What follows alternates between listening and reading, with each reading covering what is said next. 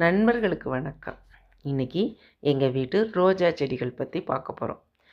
முன்னாடியெல்லாம் என்னோடய rose video போடும்போது என் செடிகள் ரொம்ப வெளரி போய் ஒரு மாதிரி டாட்டட் லீஃப் வச்சுட்டு அது மாதிரி மொட்டு கூட ரொம்ப வராது. இன்றைக்கோ தான் ஒரு மொட்டு வரும், இந்த மாதிரி இருக்கும். ஆனால் இப்போ நல்லா செழிப்பாக நல்லா ஃப்ரெஷ்ஷாக அந்த எல்லோ டாட்ஸ் எல்லாம் இல்லாதபடி, எல்லோ லீஃப் இல்லாதபடி நல்லா இருக்குது.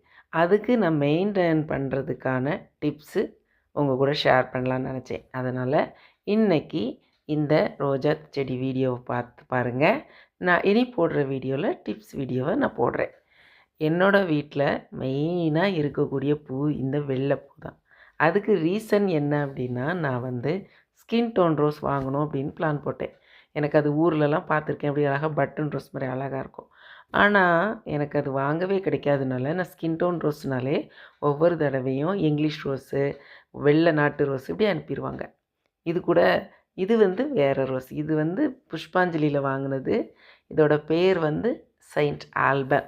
அழகான லைட் எல்லோ கலர், ரொம்ப அழகாக இருக்கும் அதோட பூ ஷேப்பே.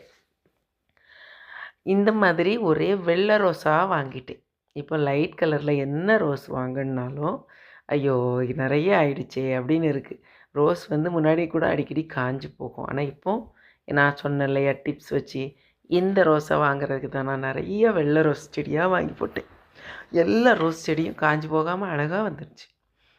அதனால் என் வெரைட்டிலாம் ரொம்ப கிடையாது.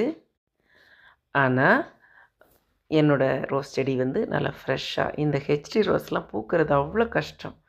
ஆனால் எனக்கு அடிக்கடி ஒவ்வொரு பூ தந்துகிட்டே தான் இருக்குது. டிஃப்ரெண்ட்டாக அழகாக நல்லா ஓரளவு எல்லோ லீஃப் இல்லாதபடி வருது. அதுக்கான ஒரு மிராக்கிள் உரமும் போடுவேன். அதுவும் நான் வரக்கூடிய வீடியோவில் ஷேர் பண்ணுறேன். நான் ப்ரூன் பண்ணுறதுல தான் ஒரு சின்ன டெக்னிக் வச்சுருக்கேன். அதனால் நிறைய ஷூட் புது புது ஷூட் வரும். அதில் புதுசாக நிறைய மொட்டுக்களும் வருது. அதை நான் பற்றி அடுத்த வீடியோவில் போடுறேன். இதுதான் என்னுடைய சின்ன ரோஸ் தோட்டத்தோட வியூ. இந்த வீடியோ பிடிச்சிருந்தால் லைக் பண்ணுங்கள். இன்னொரு வீடியோவில் மீண்டும் சந்திப்போம். தேங்க்ஸ் ஃபார் வாட்சிங்.